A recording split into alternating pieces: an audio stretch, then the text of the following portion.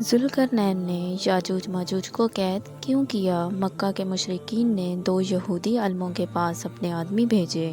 یہ یہودی عالم مدینہ میں رہتے تھے۔ دونوں قاصدوں نے یہودی عالموں سے ملاقات کی اور ان سے کہا، ہم آپ لوگوں کے پاس اپنا ایک معاملہ لے کر آئے ہیں۔ ہم لوگوں میں ایک یتیم لڑکا ہے اور اس کا دعویٰ ہے کہ وہ اللہ کا رسول ہے۔ یہ سن کر یہودی عالم بولے، ہمیں اس کا حلیہ بتاؤ۔ کافروں نے نبی اکرم صلی اللہ علیہ وسلم کا حلیہ بتا دیا۔ تب انہوں نے پوچھا، تم لوگوں میں سے کن لوگوں نے ان کی پیروی کی ہے؟ انہوں نے جواب دیا، کم درجے کے لوگوں نے۔ اب یہودی عالموں نے کہا کہ تم جا کر ان سے 3 سوال کرو۔ اگر انہوں نے ان 3 سوالات کے جوابات دے دیے تو وہ اللہ کے نبی ہیں۔ اگر وہ یہ جواب نہ دے سکے تو سمجھ لینا کہ کوئی جھوٹا شخص ہے۔ پہلے ان سے ان نوجوانوں کے بارے میں سوال کرو جو پچھلے زمانے میں کہیں نکل گئے تھے، یعنی اصحاب کہف کے بارے میں پوچھو کہ ان کا کیا واقعہ تھا۔ وہ اس لیے کہ ان کا واقعہ نہایت عجیب و غریب ہے، ہماری پرانی کتابوں کے علاوہ اس واقعے کا ذکر کہیں پہ نہیں ملے گا۔ اگر وہ نبی ہیں تو اللہ سے خبر پا کر اس کا جواب دے دیں گے، ورنہ نہیں بتا سکیں گے۔ پھر ان سے پوچھنا کہ سکندر ذوالقرنین کون تھے، ان کا کیا قصہ ہے۔ پھر ان سے روح کے بارے میں پوچھنا کہ وہ کیا چیز ہے۔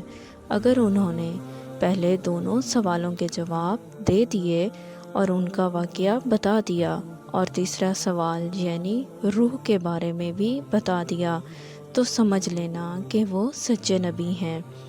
اس صورت میں تم ان کی پیروی کرنا۔ یہ لوگ 3 سوال لے کر واپس مکہ آئے اور قریش والوں سے کہا کہ ہم ایسی چیز لے کر آئے ہیں جس سے ہمارے اور محمد کے درمیان فیصلہ ہو جائے گا۔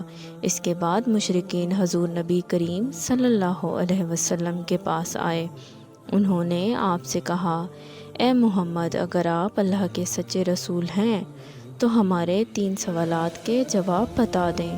اصحاب کہف کون تھے؟ سکندر ذوالقرنین کون تھے؟ روح کیا چیز ہے؟ آپ نے ان کے سوالات سن کر فرمایا کہ میں ان کے جوابات کل دوں گا۔ پھر حضرت جبرائیل علیہ السلام نے آپ کو اصحاب کہف کے بارے میں بتایا، ذوالقرنین کے بارے میں بتایا اور پھر روح کے بارے میں وضاحت کی۔ مشرکین کا پہلا سوال اصحاب کہف کے بارے میں پہلے سے ہی ایک ویڈیو اس چینل پر بنا چکی ہوں۔ اب مشرکین کے دوسرے سوال، سکندر ذوالقرنین کون تھے؟ ذوالقرنین ایک نیک، خدا رسیدہ اور زبردست بادشاہ تھا۔ انہوں نے 3 بڑی مہمات سر کیں۔ پہلی مہم میں وہ اس مقام تک پہنچے جہاں سورج غروب ہوتا ہے۔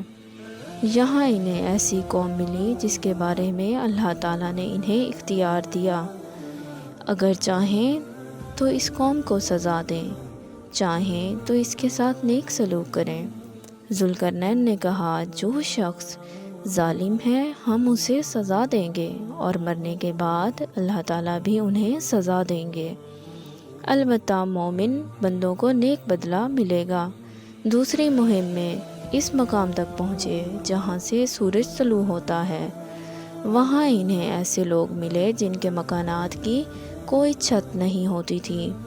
تیسری مہم میں 2 گھاٹیوں کے درمیان پہنچے۔ یہاں کے لوگ ان کی بات نہیں سمجھتے تھے۔ انہوں نے اشارے سے یا ترجمان کے ذریعے یاجوج ماجوج کی تباہ کاریوں کا شکوہ کرتے ہوئے ان سے درخواست کی کہ وہ ان کے اور یاجوج ماجوج کے درمیان ایک بند بنا دیں۔ ذوالقرنین نے لوہے کی چادریں منگوائیں، پھر ان سے ایک دیوار بنا دی۔ اس میں تانبا پگھلا کر ڈالا گیا۔ اس کام کے ہونے پر ذوالقرنین نے کہا، یہ اللہ کا فضل ہے کہ مجھ سے اتنا بڑا کام ہو گیا۔ قیامت کے قریب یاجوج ماجوج اس دیوار کو توڑنے میں کامیاب ہو جائیں گے۔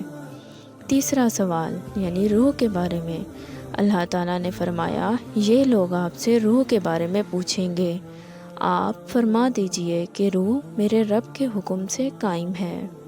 یعنی روح کی حقیقت اسی کے علم میں ہے، اس کے علاوہ اس کے بارے میں کوئی نہیں جانتا۔ روح کے بارے میں یہودیوں کی کتابوں میں بھی بالکل یہی بات لکھی تھی۔ یہودیوں نے مشرکوں سے پہلے ہی کہہ دیا تھا، اگر انہوں نے روح کے بارے میں کچھ بتایا تو سمجھ لینا وہ نبی نہیں ہیں۔ اگر وہ روح کے بارے میں یہ کہیں کہ روح اللہ کے حکم سے قائم ہے تو سمجھ لینا کہ وہ سچے نبی ہیں۔ آپ نے بالکل یہی جواب فرمایا، اور مشرکوں اب اس بات کا یقین ہو گیا تھا کہ آپ اللہ کے رسول اور سچے نبی ہیں۔ امید کرتی ہوں آپ کو ہر ویڈیو کی طرح یہ ویڈیو بھی پسند آئی ہوگی۔ اگر آپ چینل پر نئے ہیں تو ضرور سبسکرائب کیجیے گا اور اپنی دعاؤں میں یاد رکھیے گا۔ اللہ حافظ۔